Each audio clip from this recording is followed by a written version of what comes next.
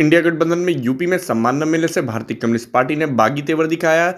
गठबंधन के बाद भी मैदान में लोकसभा प्रत्याशी उतारा है। भारतीय कम्युनिस्ट पार्टी के जिला सचिव जितेंद्र हरि पांडे ने रविवार को आजमगढ़ पार्टी कार्यालय पर प्रेस प्रतिनिधियों से वार्ता की है। उनका कहना था कि हमारी पार्टी का राष्ट्रीय स्तर पर गठबंधन तो है, लेकिन यूपी में हमारी पार्टी को इंडिया गठबंधन में सम्मान नहीं मिला है। इसलिए हम यूपी के इन 5 लोकसभाओं शाहजहांपुर, फैजाबाद, लालगंज, घोसी और रॉबर्ट्सगंज में अपने प्रत्याशी उतार रहे हैं। इसके अलावा अन्य लोकसभाओं में भी प्रत्याशी उतारने की चर्चा चल रही है। और क्या कुछ कहा, आइए आपको सुनाते हैं।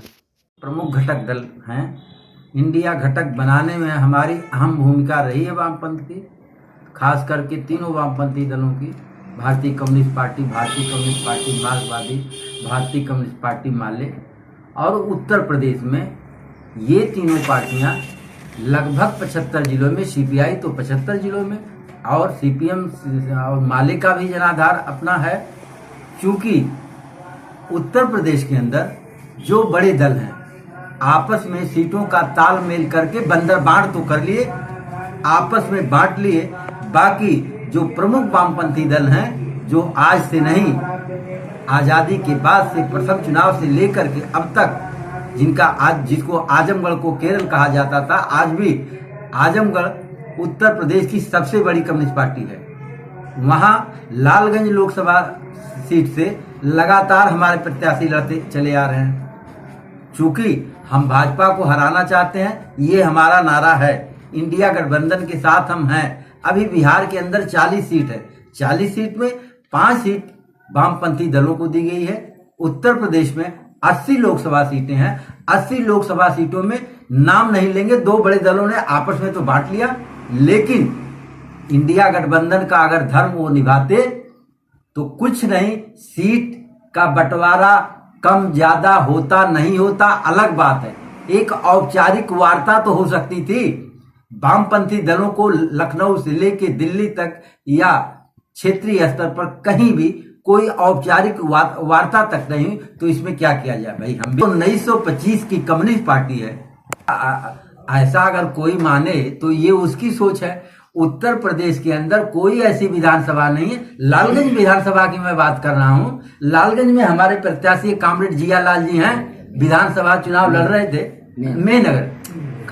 मेहनगर सुरक्षित सीट से कामरेड जियालाल चुनाव लड़ रहे थे और उनके पास न कोई संसाधन, या कम्युनिस्ट पार्टी के लोग जैसे लड़ते हैं पता है, कांग्रेस से ज्यादा वोट उनको मिला था।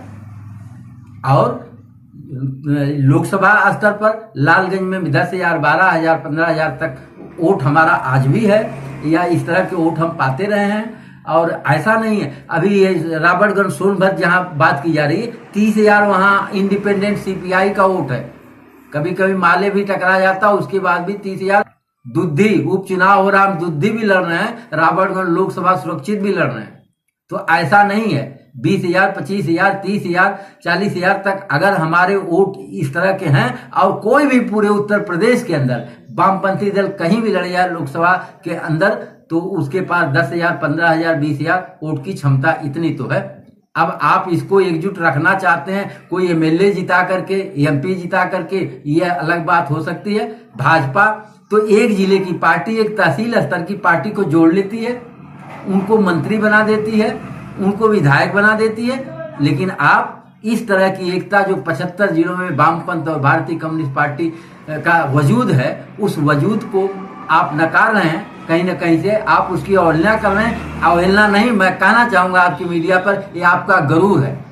और जो भी राजनीति में इस तरह के गरूर में रहते हैं, उनका गरूर टूटता है। तो इससे कहीं ना कहीं तब तो एनडीए गठबंधन को फायदा ही मिलेगा अगर आप इस तरीके की। नहीं, तो हमने तो कहा कि हम सीमित सीटों पर, जहां हमारे कैडर हैं, जहां मांग है कि नहीं पार्टी को लड़ा जाना चाहिए, तो कम से कम सीटों पर हम दावेदारी कर रहे हैं।